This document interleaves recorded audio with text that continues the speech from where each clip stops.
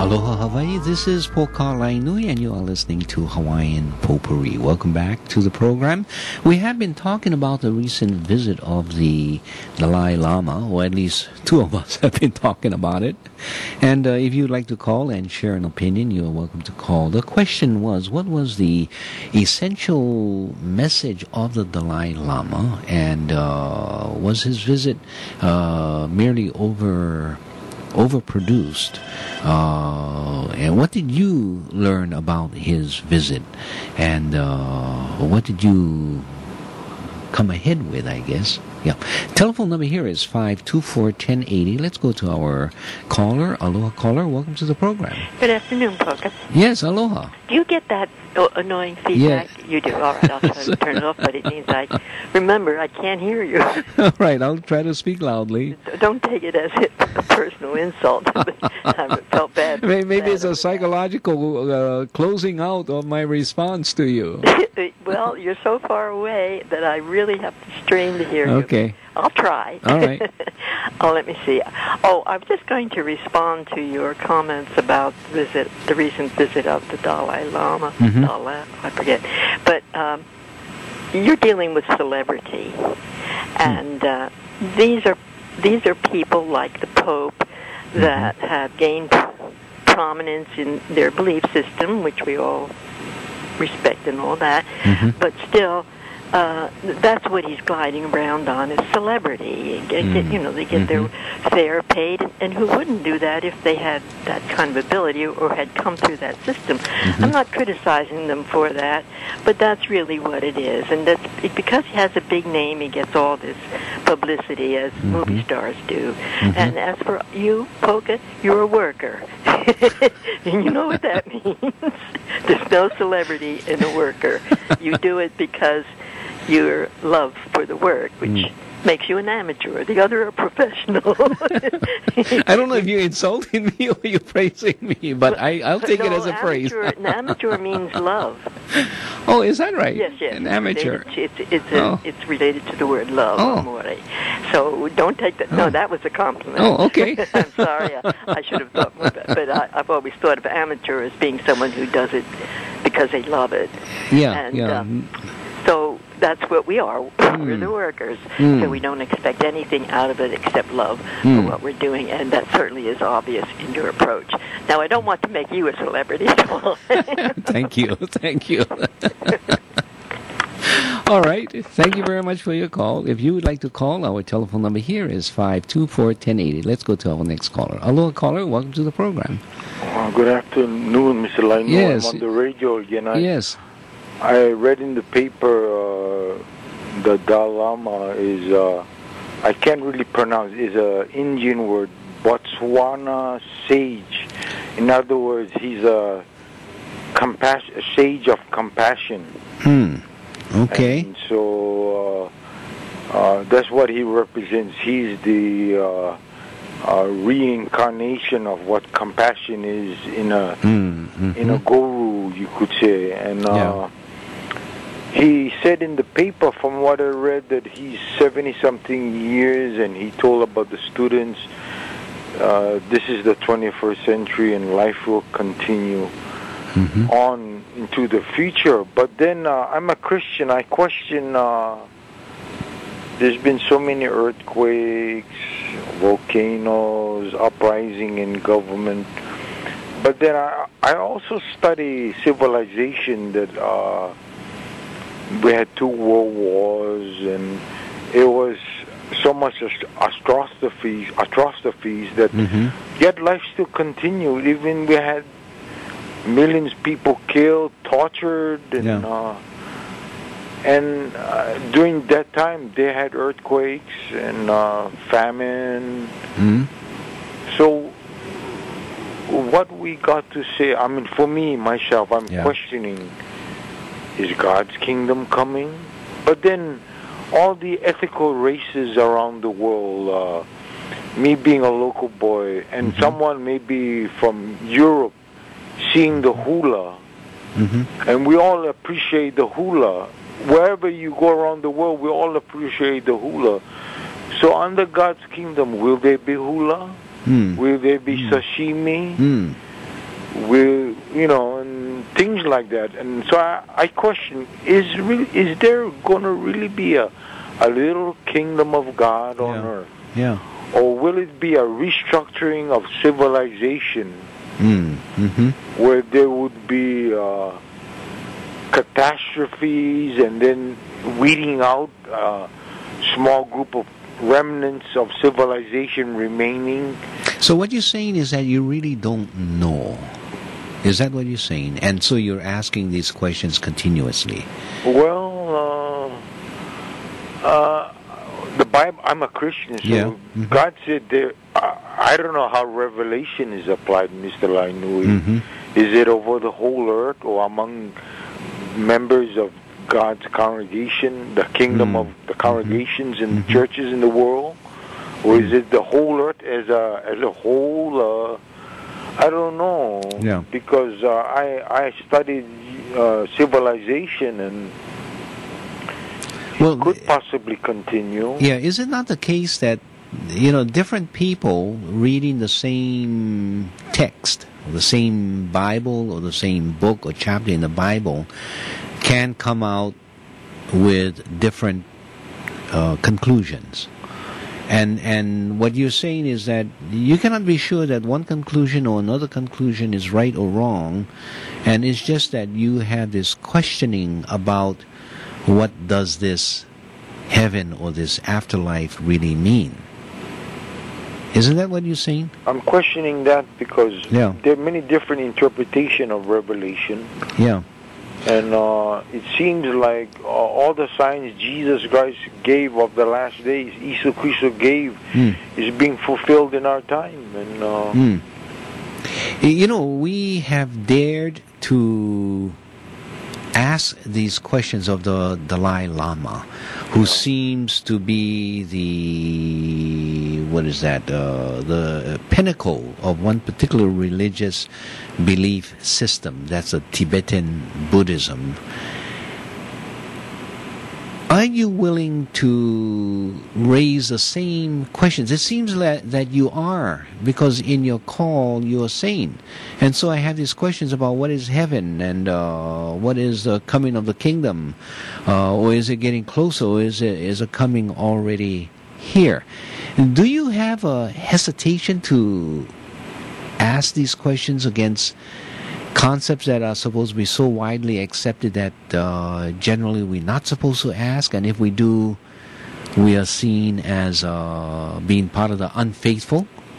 Well, I'm not unfaithful, but the thing is... but others may accuse you of being... I'm not unfaithful, but the thing I worry about is what is sacred, and who acquired the divine nature in moral character and activity they do in the community, and but then I'm a local boy. If Hawaii becomes the worst place in the world to live, am I to leave the islands? Because I raised here all my life and under the Hawaiians, and I have family who, my kids and my grandkids are part Hawaiians, and I need to make a stand. But then Jesus Christ said that when you see the abomination standing in the holy place, to leave and flee. I'm not saying that's happening now in Hawaii, but well, it's something to question about the coming of Christ. The second coming of Christ. Yeah. And then another thing, ethical cultures, will they exist under the kingdom of God? Because there's hundreds of different ethical cultures. And if they're going to exist, then we're going to say politically, will the political structure exist? If the ethical culture is going to exist, or just would you need a diverse section of the culture exists? The communists say no need political systems, because if you have a strong ethical culture, then people are automatically caring for one another, to each his need, each from his ability to produce, which is not a bad ethical culture. Ethnic culture. Ethnic. Oh, ethnic culture. Yeah. Yeah, I think because ethnicity, first of all, is merely a creation of mankind, yeah? And it's a creation which elevates differences rather than commonality. Oh, look, their eyes, the most slanted, and one slanted up and the other slanted down. And look how they speak, and the body structures, this and that. That's all creating realities by agreement. That you agree with me that, look, this guy looked different from us, and look at the color of his skin. That's not too important. Well, yeah, it's not, but that's what ethnicity is essentially, as opposed to reality in fact. That, hey, this guy is just as human as we are. That's a reality in fact. But so what we do is we create realities by agreements, by definitions, and then we change it, and then we begin to parcel people out from the differences rather than including people from their commonality, from their similarities.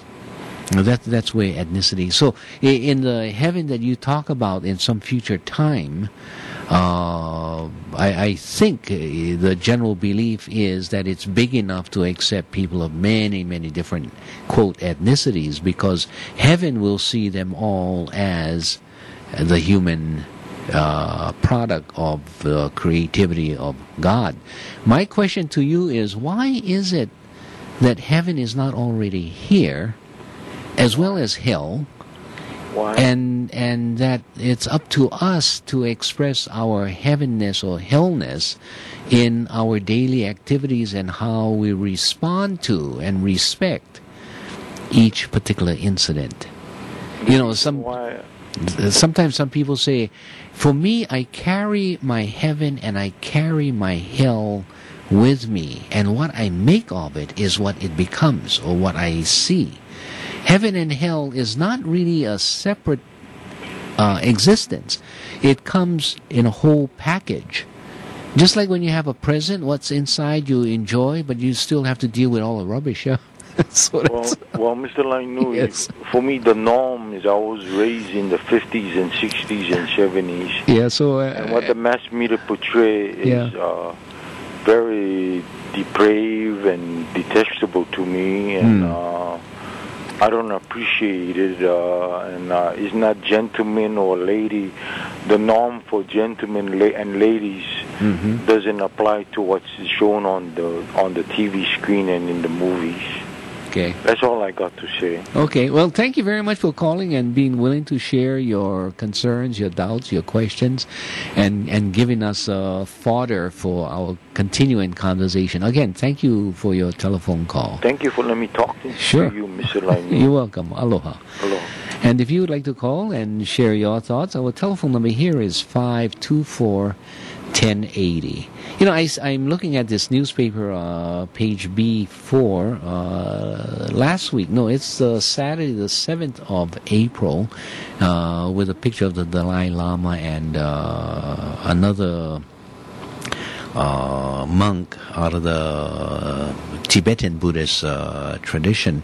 The first caller who raised or who responded to the question that I had asked had tried to give some context to the visit of the Dalai Lama, and Pat Gee, who writes for the Star Advertiser, summarized it in the first two paragraphs that she wrote. She says, having a spiritual icon like the Dalai Lama shine a spotlight on a new community peace-building event is like having a rock star in the islands, said Kevin Taketa, President and CEO of the Hawaii Community Foundation.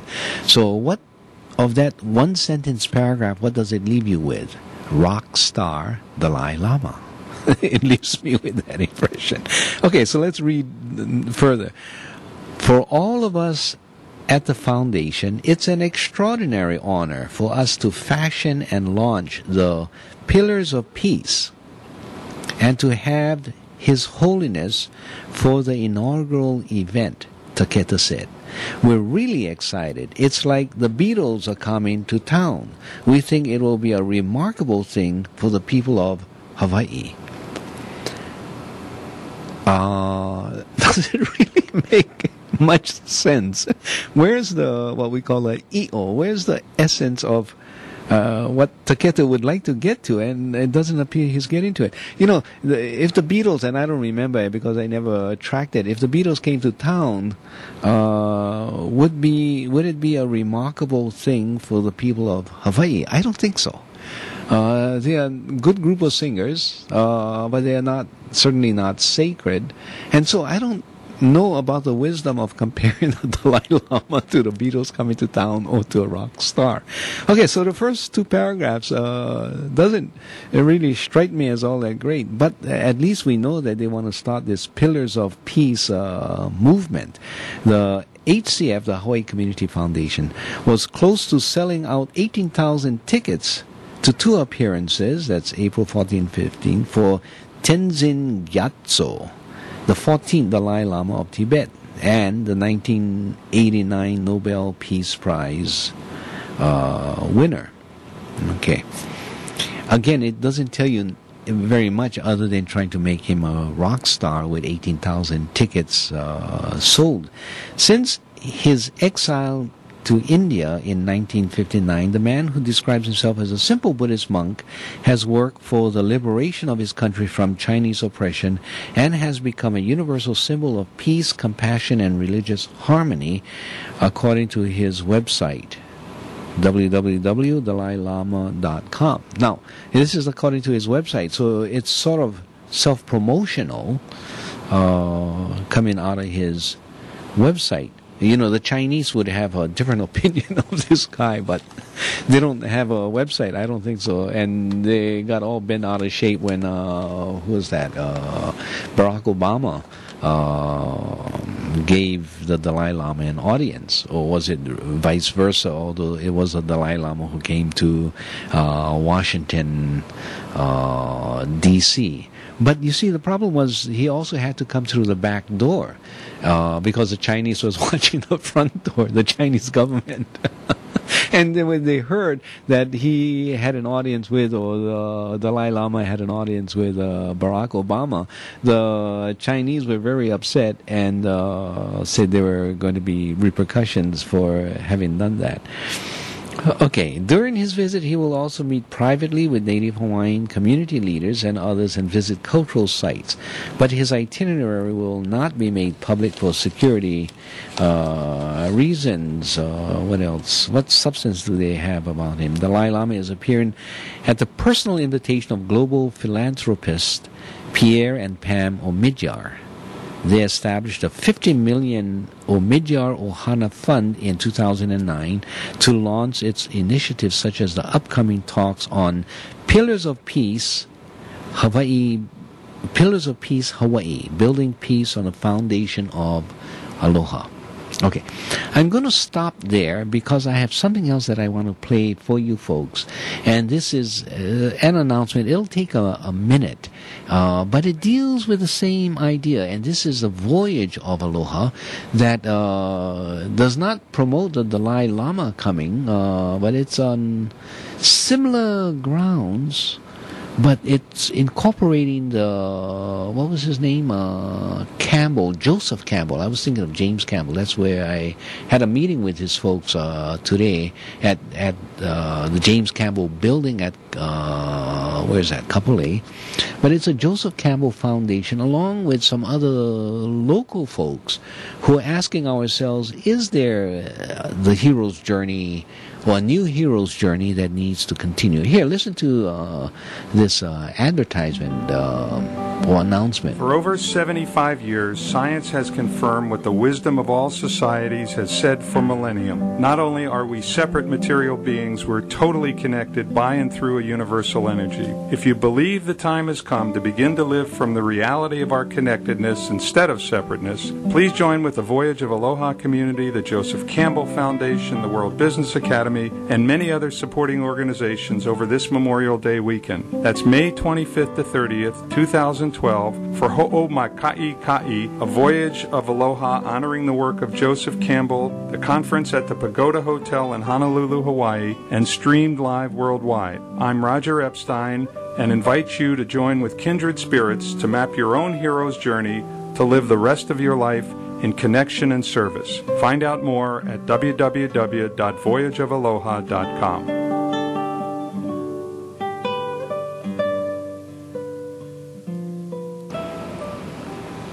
So that's Roger Epstein. Roger is a local attorney of Jewish background, I believe out in New York.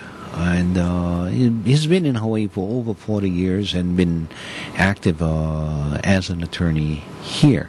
But what do you think about that and the attempt by these various organizations? Joseph Campbell Foundation.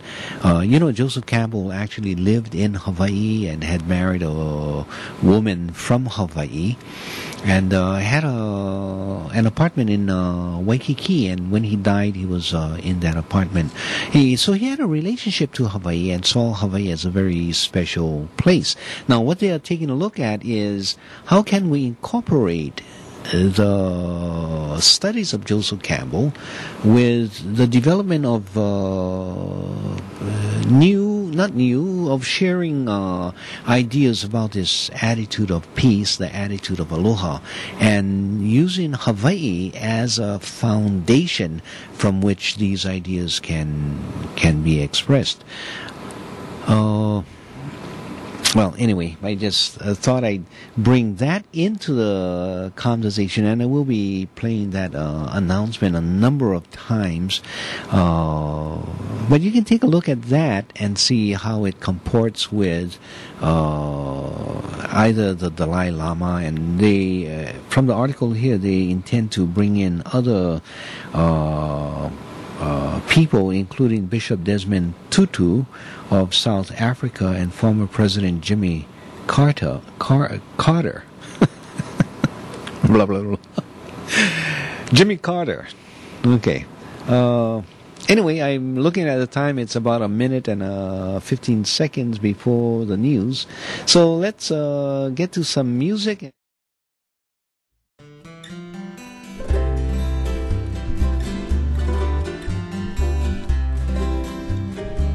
Kaulana nā pua o Hawaii Kupa'a mahope o ka aina Iki mai ka elele o ka loko ino Pala pala anunu me ka paka